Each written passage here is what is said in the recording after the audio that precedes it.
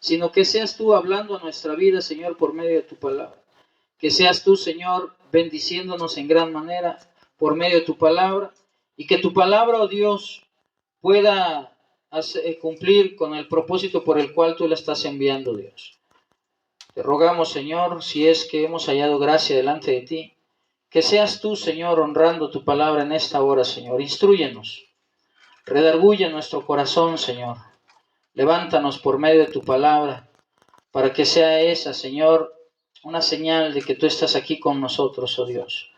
Bendito eres tú, Señor, por siempre y para siempre. Yo te ruego en el nombre maravilloso de Jesús, si es que alguno de mis hermanos está enfermo, Señor, sánalo por el poder de tu palabra. Si alguno se encuentra triste, Señor, levántale el ánimo. Si es que alguno, Señor, se encuentra abatido, por favor, Señor, conforta su corazón. Que la luz tuya vuelva a brillar nuevamente sobre él, Señor. Y el pueblo del Señor te decimos amén y amén. Tome su lugar, hermano. ¿Sabía usted que hay poder y hay peligro en la lengua? Según lo que dice el versículo que acabamos de leer, o la porción de la Biblia que acabamos de leer, el apóstol Santiago nos da unas instrucciones acerca de lo que es la verdadera sabiduría y lo que es el control de la lengua. Declaran, ¿verdad?, algunos que los cristianos debemos evitar las malas palabras, las palabras que no edifican, las palabras que no ayudan, que no aman. Y lo que sí debemos hacer es vivir bajo la sabiduría de Dios. Ese es el buen ser o el buen sentir del cristiano. Por eso el apóstol Santiago nos quiere advertir de al menos 3 cosas o 3 asuntos muy peligrosos para el creyente. Primero es la enseñanza, según al principio de lo que acabamos de leer. Lo otro peligroso es la lengua. Y lo tercero es la sabiduría humana.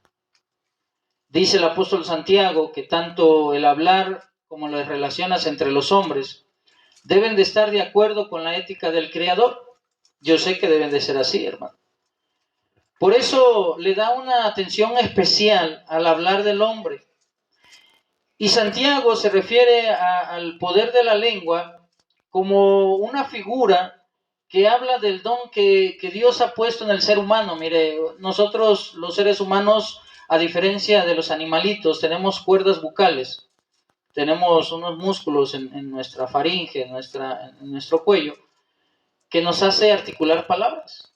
Por eso es que podemos hablar y podemos comunicarnos. Los animalitos no, esos emiten sonidos, pero no articulan palabras, no tienen las mismas funciones. Dios nos ha dado el don de hablar a los hombres, pero la lengua es una parte muy pequeña del cuerpo, pero que tiene un tamaño muy engañoso, porque tiene un poder y una influencia enormes, un poder y una influencia que hace que muchos erren en la manera que utilizan la palabra, que utilizan la lengua. Por eso empieza el apóstol Santiago diciendo que hay una profesión de gran valor, la profesión de ser maestro. ¿Sabía usted que es una profesión muy noble? Es parte de los ministerios que da el Señor al ser humano. Dice que algunos fueron constituidos apóstoles, otros profetas, otros pastores y otros maestros, otros evangelistas. Y muchos de nosotros aspiramos, hermanos, a enseñar, a ser maestros. Pero hay una responsabilidad muy grande en ser maestros, porque nuestras palabras y nuestros ejemplos van a afectar la vida espiritual de quienes nos escuchan. Yo recuerdo en una ocasión, hermana, estaba en una clase en el Instituto Bíblico, yo como maestro, y estaba exponiendo sobre los profetas mayores. Y llegamos a un tema donde, al tratar yo de querer explicarle alguna situación que venía ahí en la clase, nos llevó la plática a un punto donde yo no me sentía cómodo, como que se estaba malinterpretando lo que estábamos estudiando. Y me quedé con ese sentir, terminó la clase y todo.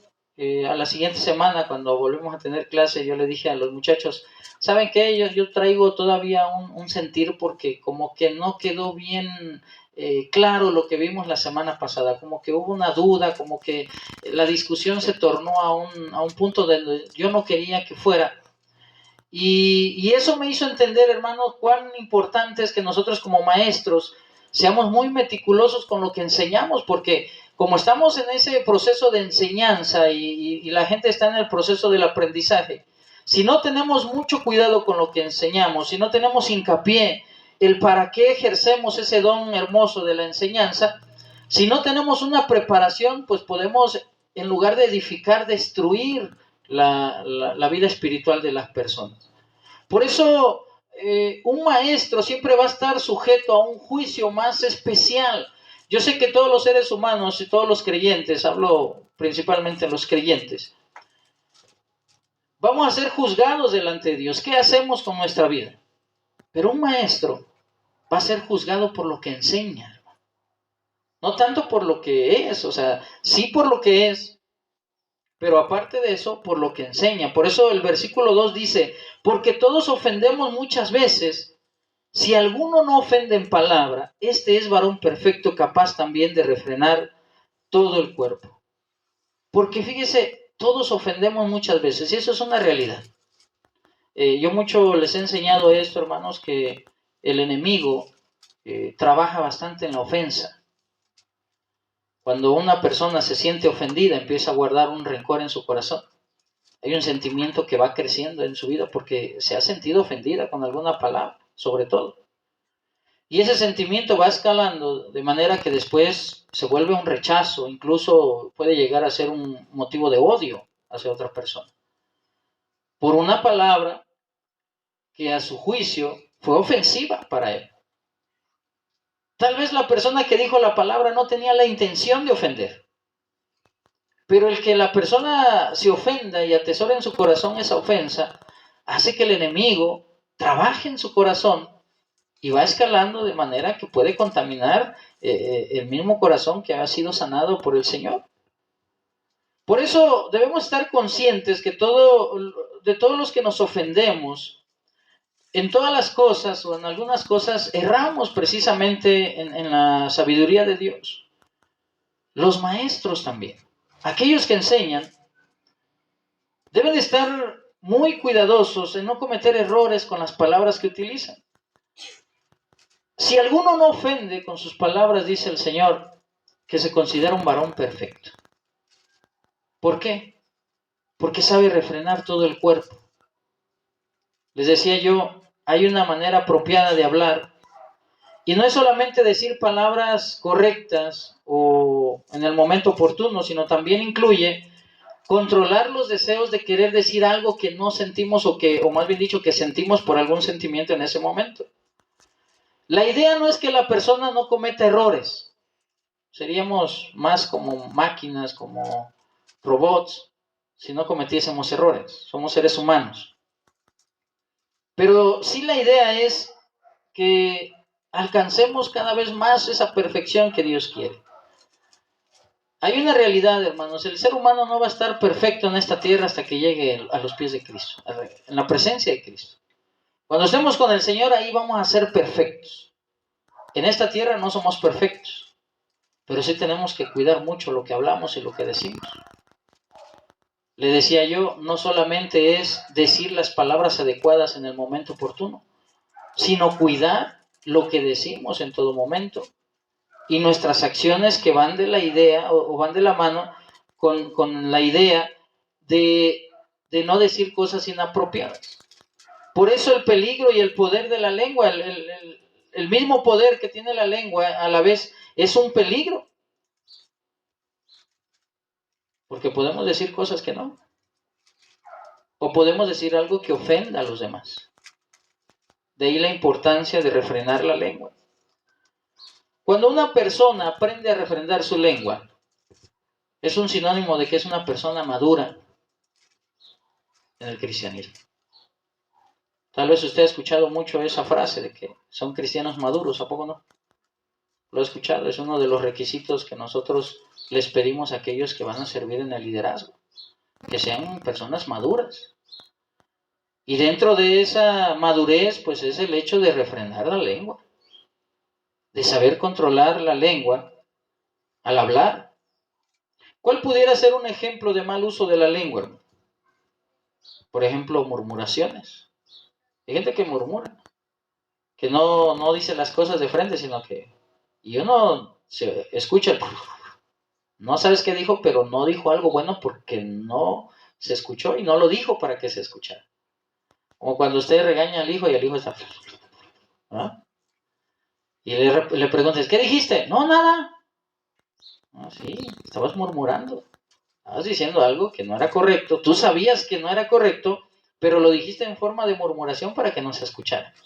Pero lo dijiste. Otro ejemplo del mal uso de la lengua puede ser el menospreciar a otros. Hay gente que por su manera de hablar menosprecia a los demás. Hacen mofa.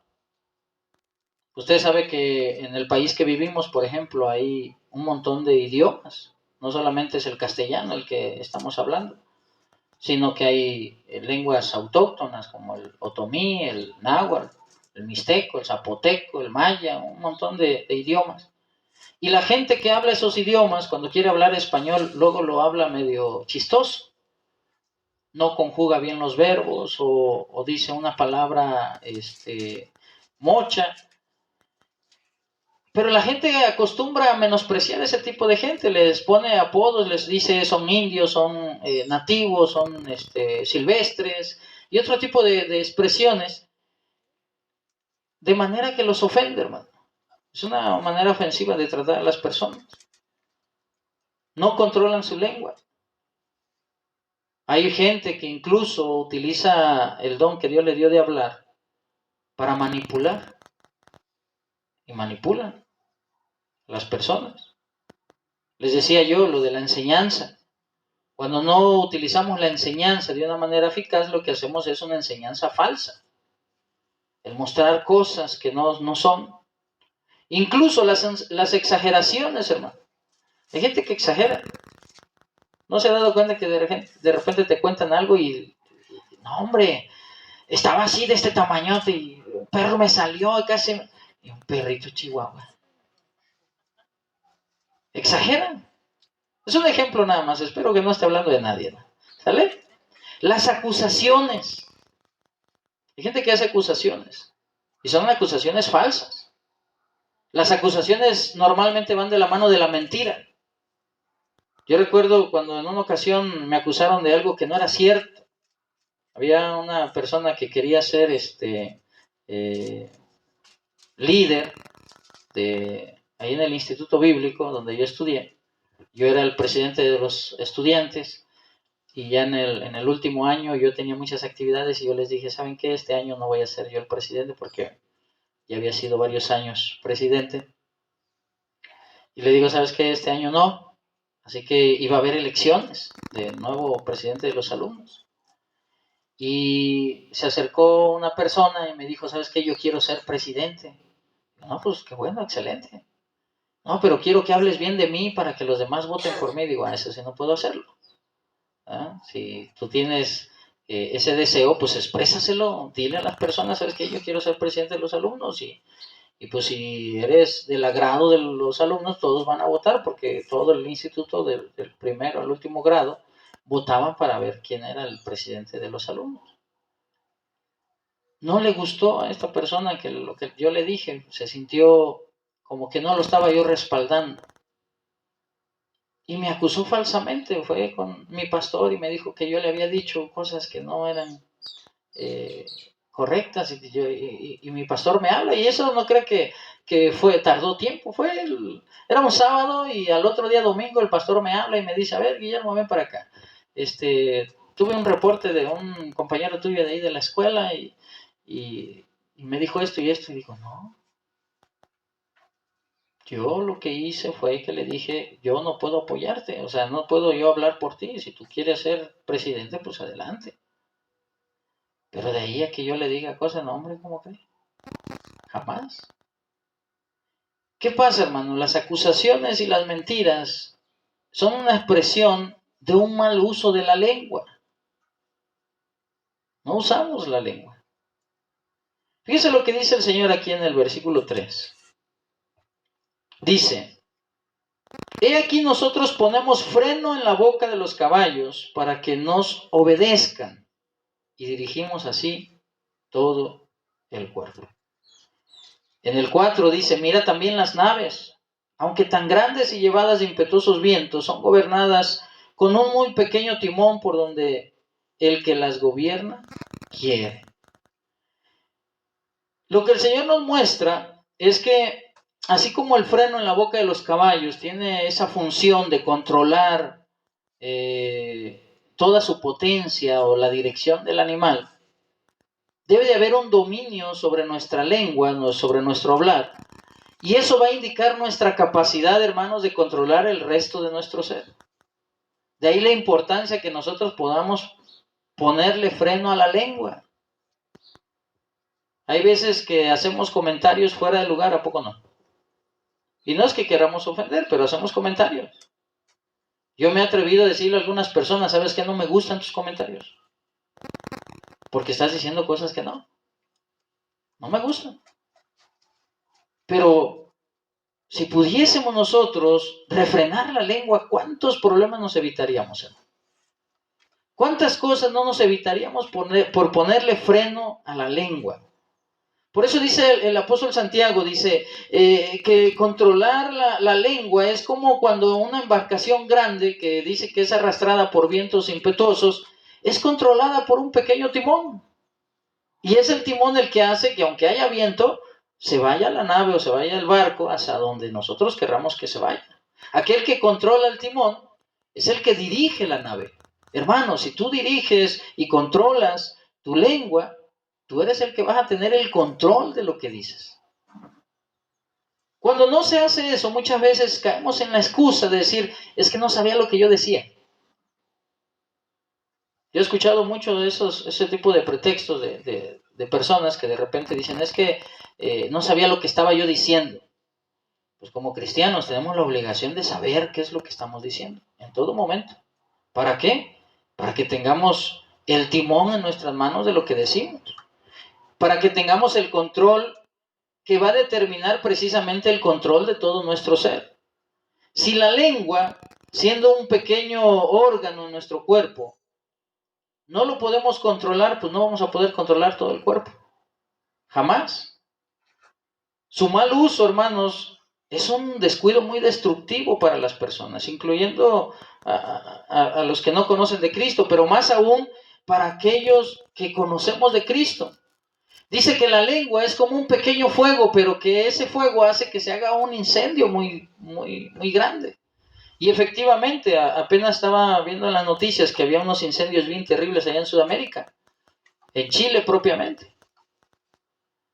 Y el gobierno hacía unos esfuerzos tremendos por decirle a la gente, es que si van ustedes a hacer campamento o van de campamento o van a hacer una fogata, pues traten de apagar bien la lumbre para que no se vaya a propagar el incendio. Si van a llevar cosas de vidrio, no las quiebren y las dejen ahí porque el calor del sol puede hacer que el vidrio haga la función de una lupa y encienda el pasto o algo seco y se incendie todo ahí. Y más porque son montañas y luego cómo entran ahí a apagar el fuego. Una pequeña llamaradita hace un incendio terrible y después para apagar ese incendio. Ahora imagine usted el poder de la lengua. Cuando como un fuego incendia un poquito y después se hace un tremendo incendio. ¿Y todo por qué? Por un mal comentario, por una palabra fuera de lugar, porque a veces no pensamos y nada más hablamos. A bote pronto, dicen algo y respondemos, ¡pum! Y después, si tienes un poquito de cordura, de repente dices, no estuvo mal lo que dije, o se tomó a mal lo que dije. Por eso el peligro de una lengua sin control, hermanos, dice del versículo 6 en adelante, dice, y la lengua es un fuego, un mundo de maldad. La lengua está puesta entre nuestros miembros y contamina todo el cuerpo, inflama la rueda de la creación, y ella misma es inflamada por el infierno. Lo que decimos y cómo lo decimos es una prueba de quiénes somos, hermano. de lo que estamos viviendo. Y yo sé que muchos de aquí nos decimos cristianos, ¿a poco no? ¿Cuántos dicen amén? No lo estoy regañando, ¿eh? Pero lo que digamos y cómo lo digamos va a ser una prueba de lo que somos y lo que vivimos. Si nosotros nos decimos cristianos, debemos de tener control en nuestra lengua. Si nosotros decimos que amamos a Dios, tenemos esa necesidad de controlar la lengua para poder controlar todo el cuerpo. Y para que nuestra vida vaya de acuerdo con lo que profesamos ser. Si no, pues va a haber una incoherencia. Por eso el apóstol Santiago nos hace esa discusión sobre la naturaleza maliciosa y destructiva de la lengua. Dice, es difícil domar la lengua, es muy complicado, porque la lengua tiene una naturaleza que es más humana y que proviene del mismísimo infierno. Y no se espante con eso, así lo dice la palabra. Dice, y la lengua es un fuego, un mundo de maldad. La lengua está puesta entre nuestros miembros y contamina todo el cuerpo, inflama la rueda de la creación y ella misma es inflamada por el infierno. Y nos hace una ilustración bien hermosa porque dice, toda naturaleza de bestias, es decir, todos los animales, todas las aves, todos los reptiles, todas las serpientes, todos los seres del mar se pueden domar. Todos se doman. Y el ser humano tiene potestad sobre todo eso. Dios se le ha dado al hombre la potestad de domar toda la naturaleza y de controlar la naturaleza. Pero en el 8 dice, pero ningún hombre puede domar la lengua, porque es un mal que no puede ser refrenado, llena de veneno mortal. La lengua es un fuego, mi hermano. Ilustra el carácter ingobernable de la lengua. La lengua tiene un poder destructor, destruye matrimonios, familias, iglesias, destruye la sociedad, destruye amistades. Tiene un poder destructor terrible y produce ruina y miseria. La lengua, cuando no es controlada, con una mala palabra y de repente las amistades se rompen. Y la gente ya se anda divorciado. Hay gente que me dice, pastor, pero es que usted no escuchó lo que me dijo. ¿Qué quiere decir? Que intervino la lengua ahí. Es que si usted supiera todo lo que me dicen, ahí está la lengua destructora. La lengua es un mundo de maldad, hermano. Y el mal de la lengua es un mal que podemos dimensionarlo, le decía yo, como un gran incendio. Pero también es capaz de corromper el carácter de las personas. Si usted o yo no podemos refrenar la lengua, nuestro carácter se va a afectar y se va a afectar nuestra vida como cristianos. Porque a veces tenemos la intención de hacer las cosas bien delante de Dios. Y queremos soltar lo que éramos en el pasado, nuestros vicios, nuestra mala vida, pero de repente sucumbimos ante el poder de la lengua y aunque seamos cristianos, de repente queremos meter cizaña. De repente hay personas que quieren hacer malos comentarios. Y hay que tener cuidado con eso. Porque, según lo que dice la Biblia, ¿de dónde viene la fuente de ese poder de la lengua? Del mismísimo infierno. De ahí viene su poder. Tiene ahí su fuente. La lengua no es fácil de domesticar porque está llena de veneno, dice. La lengua no hace falta, digamos, adiestrarla para hacer lo malo. Mire, yo he visto que los niños pequeños de repente nadie les enseña palabras groseras o algo y las dicen. ¿No se ha dado cuenta? Y yo digo, ¿y cómo las aprendió? ¿Quién se las dijo? ¿En dónde las escuchó? Pero de repente hay dos niños pequeños que están peleándose un juguete o discutiendo por algo y de repente se dicen cosas. Y no solamente se dicen, se van y se agarran de los pelos y ahí se están dando. Ay, ¿qué les pasó a esto? Porque es la naturaleza humana. Por eso hay que romper con esa naturaleza. El Señor quiere que rompamos, que no seamos víctimas de la actividad de la lengua. Aquel que puede refrenar la lengua, hermano, dice la Biblia que es un varón perfecto. La importancia del uso que le damos a la lengua. A veces, hermanos, la usamos para bien y eso es bueno cuando alabamos a Dios. Le dimos gracias a Dios, estamos alabando al Señor. Cantamos alabanzas, alabamos a Dios. Bendecimos a Dios. Pero hay ocasiones que la misma lengua que utilizamos para bendecir a Dios, hay gente que la utiliza para maldecir al humano. Ah, es que sus frases, se las avientan. No, es que fulano de tal es esto y es lo otro. Me acuerdo que a veces de broma, cuando en la escuela decíamos grosería, estábamos pequeños. Luego los maestros nos decían, y con esa boca besas a tu mamá. Vamos, tus palabrotas, la grosería, palabras inapropiadas. Con lo mismo eso. Ahora imagínate ahora de cristiano, hermano. Que alguien te escuche decir una mala palabra, que te diga, oye, con esa boca alabas a Dios. Con la misma lengua que estás diciendo esas groserías y esas palabrotas, le das gloria a Dios. Y lo que la palabra nos dice o nos confronta es, demuestra que esas palabras que tú dices o que la forma en que utilizas la boca o la lengua, la haces para alabar a Dios y la haces para bendecir a los demás. Demuéstralo. Es una, digamos, es el gran desafío, hermano, que nosotros tenemos como cristianos. Y mucho va a depender de las ganas que tengamos de agradar a Dios. Cuando yo conocí del Evangelio, y le decía yo apenas en un devocional que les mandé, cuando yo conocí del Evangelio, una de las primeras cosas que pasó en mi vida fue que empecé a cambiar mis palabras.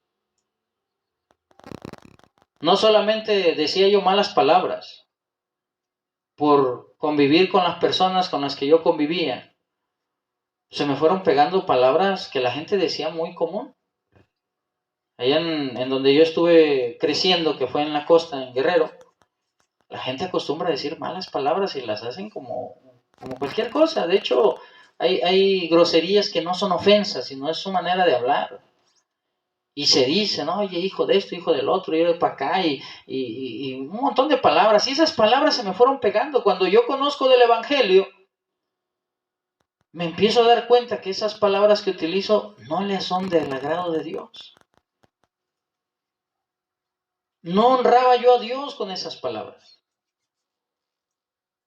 Y empecé a ser más cuidadoso con el tipo de palabras que hacía, porque si yo estoy maldiciendo a mis semejantes, si yo estoy maldiciendo a las personas, pues en realidad también estoy maldiciendo a Dios, porque las personas fueron creadas a imagen y semejanza de Dios. Entonces, no puedo yo dar por un lado buenas palabras a Dios diciendo, Señor, te alabo, te amo, Señor, yo soy todo para ti, todo es todo para mí, Señor, tú eres mi Dios, y al mismo tiempo estar maldiciendo a otra persona. De ahí que el Señor dice, utiliza la palabra con sabiduría, utilízala con sabiduría. Miren, el versículo 13 dice, ¿quién es sabio y entendido entre vosotros? Muestre por la buena conducta de sus obras en sabia mansedumbre. Es decir, la sabiduría no se consigue, hermano, como ir a la tienda, como ir a un centro comercial y decir, oye, dame 2 kilos de sabiduría y órale. No. La sabiduría es para aquel que entiende cuál es la buena conducta en todo momento. Una persona que se conduce bien es una persona sabia. Tiene sabiduría. Por eso el libro de los Proverbios empieza diciendo eso. Estos proverbios son para los entendidos. Y le dice, hijo mío, ante todo, adquiere sabiduría. Sabiduría ante todo.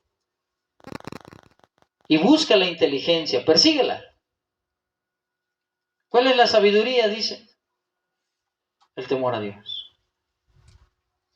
Y con temor a Dios nosotros refrenamos nuestra lengua y decimos, y nos analizamos, las palabras y las frases que digo, ¿le agradan a Dios o no le agradan a Dios? Si tú te respondes a que no son del agrado de Dios, pues no las digas. Y si tú dices, sí son palabras que le agraden a Dios, pues síguelas diciendo. ¿Qué es la parte de la sabiduría? Bueno, vamos a saber diferenciar las unas de los otros si nosotros buscamos siempre agradar a Dios y tenemos temor de Dios.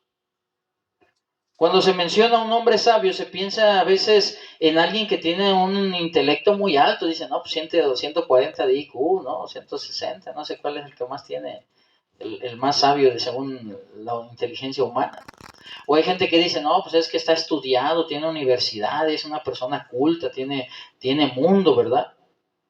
Pero una persona sabia es aquella que tiene temor de Dios.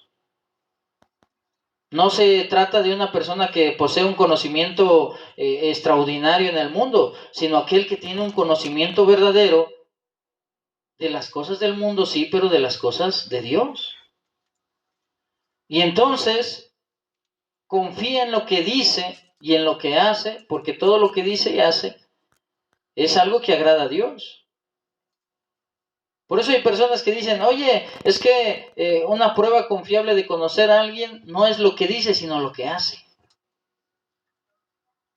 Porque puede decir muchas cosas una persona, pero lo que hace es lo que vale, es lo que demuestra quién es. La palabra, hermanos, está relacionada muy íntimamente con la humildad del cristiano. Somos humildes, no pretenciosos. La palabra que utilicemos debe de ser palabras de paciencia, de bondad, pero sobre todo palabras de amor. Es lo opuesto a la arrogancia, al ego, a la sabiduría humana. El pensamiento humano destruye a la gente, ¿no? Cuando se le acaban los argumentos en una discusión, vienen las groserías. Pero cuando tiene argumentos, discute con argumentos, no con groserías. ¿Cuántos de aquí conocemos a alguien que de repente se enoja y en lugar de dialogar empieza a maldecir? Un montón, ¿verdad? No alce la mano porque lo voy a evidenciar. ¿Cuál es el problema ahí? Pues no sabe contener su lengua. ¿No es todo? No ha modificado su conocimiento del Señor, o más bien dicho, no ha aplicado el conocimiento del Señor en refrenar su lengua. Y dice y sigue haciendo y todo lo demás. Ahora, mucho tiene que ver, o mucho influye, qué es lo que consumimos. Hablando de televisión, del internet, de películas, de música. Mucho tiene que ver eso.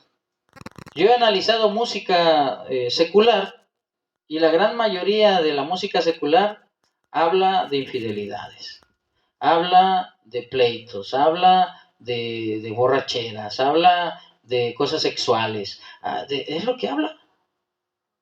Entonces, si alguien consume eso y lo está escuchando, irremediablemente esas palabras, esas frases y esas se las va a adquirir y de repente las dice. ¿Por qué? Porque dice que de la abundancia del corazón habla la boca. Estás consumiendo, estás llenando tu corazón de cosas así, pues va a llegar el momento que es lo que vas a decir. ¿Ah? Dice algunas de las frases que vienen en la música, ¿no? Hablan de que tiran balazos y se van de borrachera y todo eso, y pues son cosas que van contaminando, hermano. Le decía yo, pero la palabra que está relacionada con las cosas del Señor, pues tienen otra naturaleza. Si usted se acostumbra a estudiar la palabra de Dios, pues va a venir mucha sabiduría en sus palabras porque va a aplicar esas palabras a lo que dice. Y lejos de lastimar a una persona, puede edificar a una persona. Recuerda el mandamiento que Dios nos ha dado. Dice que nosotros seamos la diferencia, seamos la sal en esta tierra y seamos la luz.